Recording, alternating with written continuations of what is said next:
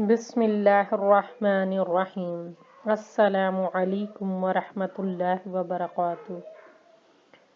जी dear students, हम करने जा रहे हैं इस्लामी तहजीब व सकाफ़त के चैप्टर का एक और क्वेश्चन। इससे पहले आप जानते हैं इसमें टोटल 5 क्वेश्चंस हैं।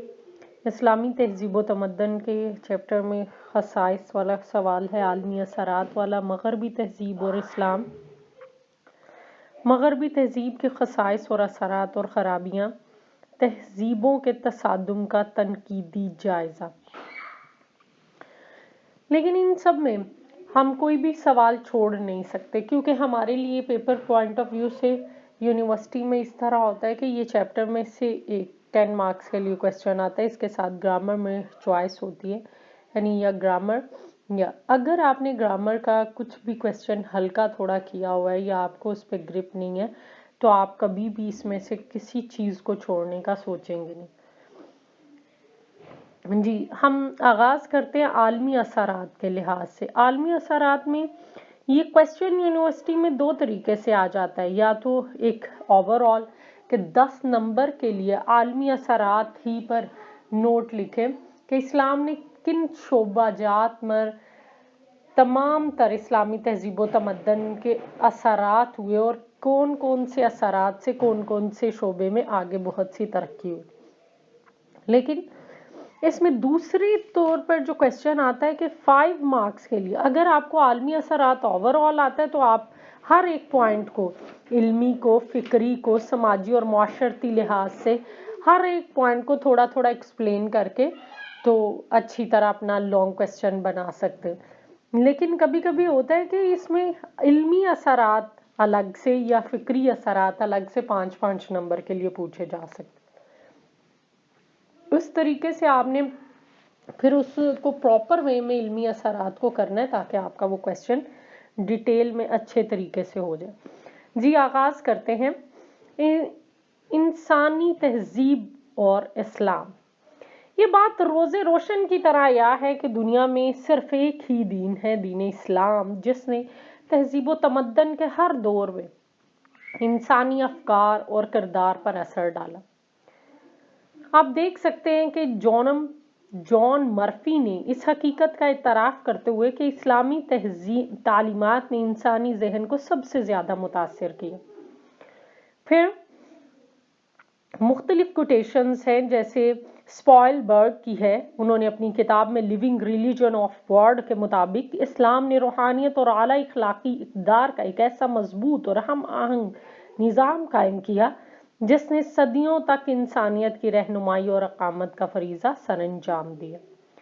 इसी तरह जोनम वाक की है, उन्होंने अपनी किताब मज़ाहब का तकाबुली मुतालिया में यह हकीकत का इतराफ़ किया कि इस्लाम एक ऐसी जिंदा कुव्वत है जो हज़ार इब्तलाओं और आजमाइशों के बावजूद आज भी एक मुतहर्रिक तहजीब की पासबा है। जी, इसमें सबसे पहला पॉइंट आ जाता है इस्लामी तहजीब के इल्मी असरात। अगर हम देखें, इस्लाम से पहले तारीकी में डूबी हुई इंसानियत थी, जहालत की तारीकी में। यही वजह है कि इंसान मज़ाहिर कुदरत के सामने पूजा करते थे, सरनगू थे, और मज़ाहिर तो अल्लाह ताला ने इंसान के फ़ायदे के लिए बनाए, लेकिन वो उनके ही गुलाम बनते चले गए। इसी वजह से तारीख़ इंसानियत में दीन इस्लाम ही है वो दीन जिसने हर शख्स के लिए हसूल इल्म को फ़र्ज करार दिया। कुरान की रूह से कुल हल यस्तविल्लज़ीना यअलमून वल्लज़ीना ला यअलमून इन्नमा यतज़क्करु उलुल अलबाब। कह दीजिए, क्या जानने वाले और ना जानने वाले बराबर हो सकते हैं? बेशक अकल वाले ही नसीहत हासिल करते हैं। फिर इरशाद हुआ रब्ब ज़िदनी इल्मा, सूरत ताहा में, कह दीजिए ऐ मेरे रब, मेरे इल्म में इजाफा फरमा। रसूल सल्लल्लाहु अलैहि वसल्लम भी फरमाते हैं उतलुबुल इल्मा मिनल महदी इलल लहदी, यानी माँ की गोद से कब्र तक हासिल करो। पूरी कायनात पर गौर व फिक्र का इस्लाम दावत देते हुए इंसान की जिंदगी से तारीख और फितरत से इल्म हासिल करने का इंसान को हुक्म दिया गया। ये चीज़ आप पहले भी पढ़ चुके हैं। इन्न फी खल्किस समावाति वल अर्ज़ि वख्तिलाफिल लैली वन नहारी लआयातिल लिउलिल अलबाब, सूरह आल इमरान में, बेशक ज़मीन और आसमान की पैदाइश में, रात और दिन के आने जाने में अक्ल वालों के लिए निशानी। मुसलमान उल्मा साइंसदानों की खिदमात के बारे में फिलिप हटी खुद लिखता है कि उस जमाने में जब अरब उल्मा अरस्तु का मुतालिया कर रहे थे, यूरोप में शार्लमीन और उस अपने नामों के हिजे सीख रहे थे। ऐसे जमाने में जब जामिया ऑक्सफोर्ड के आलिम गुस्ल करने को दीनों की रस्म बताते थे, कर बता के मुसलमान साइंसदान पुरलुत्फ और अतरबेज हमामों का लुत्फ उठा रहे थे। गर्ल्स, जब कोटेशन लिखनी है तो आप ये इन्वर्टेड कोमास में इसी तरह लिखने की कोशिश करेंगे। रॉबर्ट ब्रेफोर्ड अपनी किताब तामीर इंसानियत में लिखता है कि साइंस जदीद तहजीब के लिए मुसलमानों का सबसे बड़ा अतिया था। साइंस का पौधा मुसलमानों ने जो लगाया वो अगरचे देर से बारावर हुआ, लेकिन दर हकीकत साइंस अरबों की ही मरहून मिन्नत। उन्होंने ही इसे पैदा किया, उसको परवान चढ़ाया। अगर हम देखें मुख्तलिफ शोबाजात के लिहाज से, इल्म तिब में इब्न सीना ने इल्म अद्वियात पर तकरीबन 100 मज़ामीन लिखे, और यही चीज़ कि वो यूरोप की दरसगाहों में 500 बरस तक पढ़ाए जाते रहे। इब्न बेतार ने तबी अफादियत पर बहुत तहकीक की, उसने जड़ी बूटियों के बारे में बताया, और यही वो चीज़ है मुख्तलिफ आइमा के नज़दीक जो कि हस्मानिया के इब्न खतीब पहले शख्स थे जिन्होंने छूत की बीमारी पर बचाव के सिलसिले में मजमून लिखा। इसी लिहाज से आप कोई भी राइटर के बारे में थोड़ा सा एक्सप्लेन कर सकते हैं किसी भी फील्ड के मुतालिक। इल्म कीमिया, अबू मूसा जाफरी को जदीद कीमिया का बानी माना जाता है। उन्होंने केमिस्ट्री में बहुत ज़्यादा मुशाहिदात और तजर्बात किए। किताबुल आसार अल राजी की केमिस्ट्री की किताब का लातीनी ज़ुबान में तर्जुमा किया गया और बहुत ज़्यादा वक्त तक वो यूरोप में पढ़ाई जाती रही। रियाजी में दुनिया की सबसे पहली किताब जबरुल मुकाबला अल ख्वारज़मी ने लिखी, और यही बात है कि मुसलमानों ने बहुत से असूल दरियाफ्त किए। अगर हम देखें कि तारीख के बारे में, इब्न खल्दून उनका वो पहला दुनिया का शख्स था जिसने तारीख का फ़लसफ़ा पेश किया और उस पर तहकीक भी की। फ़न ख़त्ताती की रूह से फ़न कताबत और फ़न ख़त्ताती जो मुसलमानों ने शुरू किया, आज भी वो कायम है। कानून के लिहाज से देखा जाए, मुसलमान उलमा ने कुरान और हदीस की रोशनी में कानून और फ़िक़्ह पर किताबें लिखी। फ़न तामीर बरे सग़ीर में ताजमहल से लेकर यूरोप में अलहमरा तक मुसलमानों के फ़न तामीर के शाहकार मौजूद हैं। गोया कि यूरोप की साइंसी तरक्की मुसलमान साइंसदानों की तहकीकात ही मरहूने मिन्नत है। यहाँ सबसे बड़ी चीज़ जो बयान की जाती है कि इसके बारे में खुद मुख्तलिफ जगह पर जो कोटेशन के तौर पर आप लिख सकते हैं। अगली कोई भी कोटेशन के रॉबर्ट ब्रेफोर्ड ने अपनी मशहूर किताब तामीर इंसानियत में, साइंस जदीद तहजीब के लिए मुसलमानों का सबसे बड़ा अतिया है। साइंस का पौधा मुसलमानों ने लगाया, वो देर से बारावर, अरब की मरहूने मिन्नत, उन्होंने ही इसे पैदा किया और परवान चढ़ाया। अगर इस्लामी तहजीब के फिक्री असरात को हम देखें तो इस्लाम ने असरात जो मुरत्तब किए उनका बेहतरीन नमूना अक़वाम मुत्तहिदा का चार्टर भी है।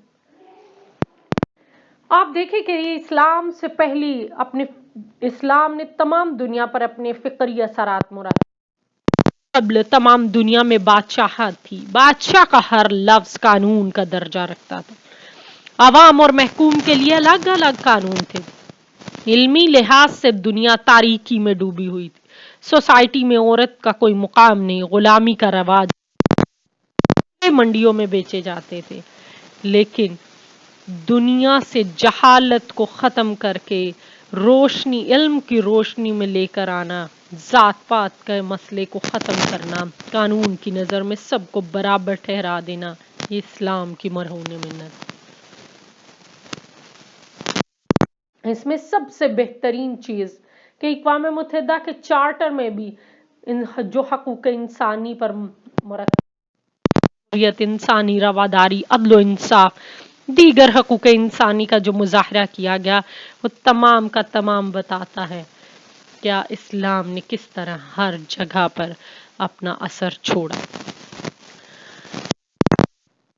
3, हर शख्स को अपनी जान, आज़ादी और ज़ाती तहफ़्फ़ुज़ का हक है।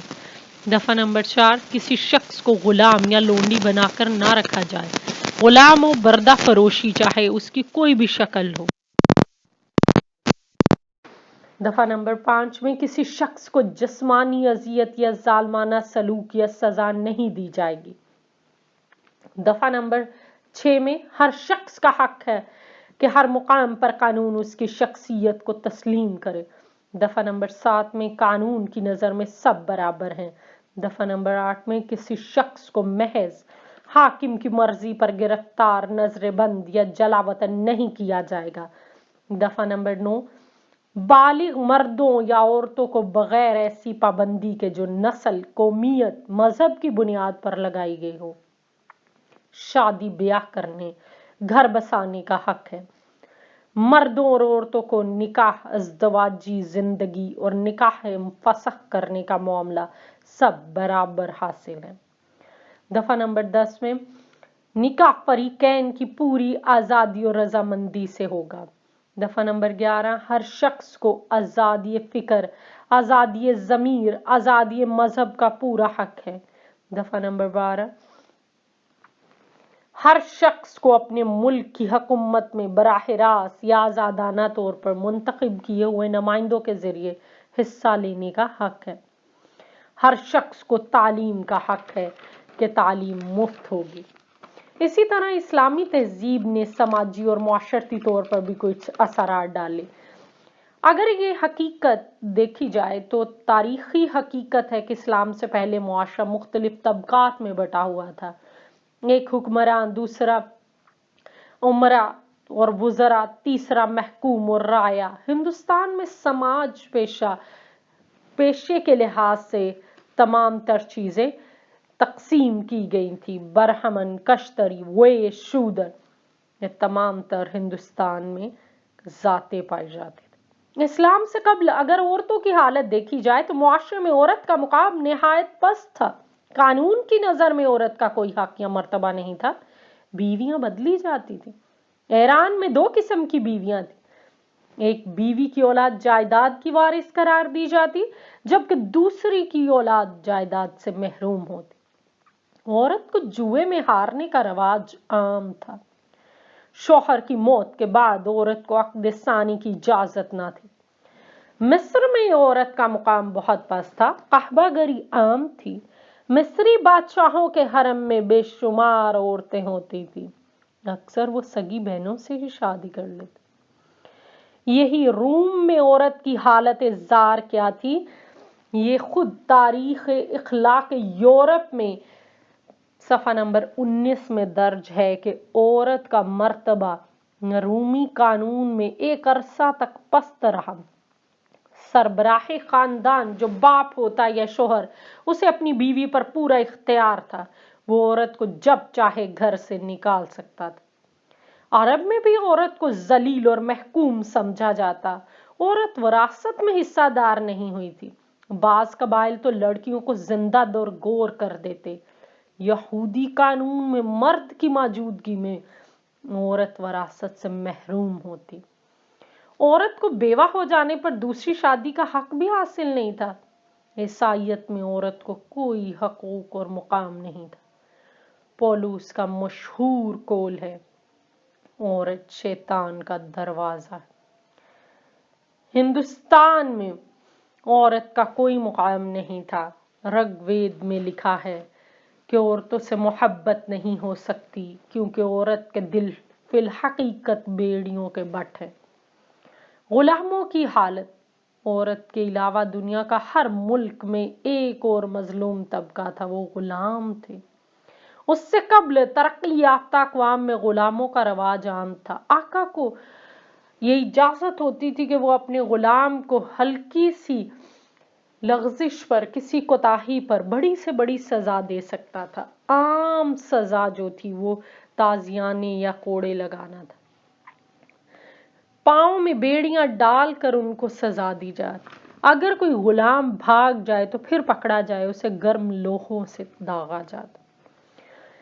اگر اسلام کے سماجی اور معاشرتی اثرات پر نظر ڈالی جائے تو اسلام نے معاشرتی زندگی کو سنوارنے کے لیے طبقاتی تقسیم کو ختم کر دیا، عورت کو بلند مقام دیا، غلامی کی زنجیروں کو ختم کر دیا۔ ارشاد ربانی ہے، یا ایھا الناس اتقوا ربکم الذی خلقکم من نفس واحدۃ وخلق منها زوجها وبث منہما رجالا کثیرا ونساء۔ سورہ نساء میں اللہ تعالیٰ نے یہ بیان کر دیا ہے، ترجمہ، اے لوگو اپنے رب سے ڈرو جس نے تمہیں ایک اصل سے پیدا کیا اور اس کا ایک جوڑا پیدا کیا، ان دونوں سے بہت سے مرد اور عورتیں پھیلائیں۔ سورہ یونس میں اس کا تذکرہ ہے، وَمَا كَانَ النَّاسُ إِلَّا أُمَّةً وَاحِدَةً فَاخْتَلَفُوا۔ انسانوں کی ایک ہی امت تھی، پھر الگ الگ ہوئے، یعنی ان میں اختلافات ہوئے۔ آپ صلی اللہ علیہ وآلہ وسلم نے بھی یہ مسند احمد کی حدیث ہے، ان العباد کلہم اخوۃ، سب انسان آپس میں بھائی بھائی ہیں۔ اسلام میں عورت کا مقام اگر دیکھا جائے تو ہر لحاظ سے بلند قرار دے دیا گیا۔ اسلام نے روحانی نقطہ نظر سے عورت کی حیثیت مرد کے برابر قرار دی۔ یہ بیان کر دیا گیا سورہ نساء میں، للرجال نصیب مما ترک الوالدان والاقربون وللنساء نصیب مما ترک الوالدان والاقربون۔ مردوں کے لیے بھی اس میں ایک حصہ ہے جو ان کے والدین اور قریبی رشتہ داروں نے چھوڑا، عورتوں کے لیے بھی اس میں ایک حصہ ہے جو ان کے ماں باپ اور رشتہ داروں نے چھوڑا۔ خاوند کو بیوی کے متعلق یہ حکم دیا گیا، وعاشروہن بالمعروف، عورتوں سے نیکی اور بھلائی سے پیش آؤ۔ عورت کے بلند مقام کا درجہ اس سے پتہ چلتا ہے، وبالوالدین احسانا، ماں باپ سے حسن سلوک سے پیش آؤ یا احسان کرو۔ ایک عیسائی عالم اسلام میں عورت کے بارے میں لکھتا ہے کہ اسلام نے عورت کو مملوکیت سے نکال کر مالکیت کا مرتبہ بخشا، اسے پہلا شرعی وارث قرار دیا جس کے غراض کی حفاظت قانون اسلام پر واجب ہے۔ اسلامی تہذیب وہ تہذیب ہے جس نے غلاموں کی زنجیر کو ختم کر دیا۔ اسلام نے غلامی کی زنجیر کو ہمیشہ کے لیے کاٹ دیا۔ اس نے ختم کرنے کے 3 طریقے بتائے۔ ایک یہ کہ مسلمانوں کو غلام آزاد کرنے کی ترغیب دی گئی۔ قرآن میں جہاں رشتہ دار، مساکین، مسافر، یتامہ کے لیے خرچ کرنے کی ترغیب دی گئی، وہیں فی الرقاب کہہ کر یہ حکم دیا کہ غلاموں کی رہائی کے لیے اپنا مال خرچ کرو۔ دوسرا، بعض گناہوں کے کفارے میں غلام آزاد کرنے کا حکم دیا۔ تیسرا، آئندہ کے لیے غلام بنانا حرام فعل ہے۔ آپ صلی اللہ علیہ وآلہ وسلم نے فرمایا، بہت برے ہیں وہ لوگ جو آدمیوں کو فروخت کرتے ہیں۔ جی اسٹوڈنٹ، امید کرتی ہوں کہ یہ تو سب پوائنٹس آپ کو سمجھ میں آگے ہوں گے، اس کو اچھی طرح لرن کر لیں، اور تمام تر لحاظ سے اس کا دوسرا کویسچن میں نے آپ کو بتایا، دوسری طرح بھی اس کو یاد کریں کہ اس کے اچھی طرح پوائنٹس بھی کریں، ہر پوائنٹ کو ڈیٹیل میں بھی یاد کریں اور مختصر بھی۔ السلام علیکم ورحمۃ اللہ وبرکاتہ۔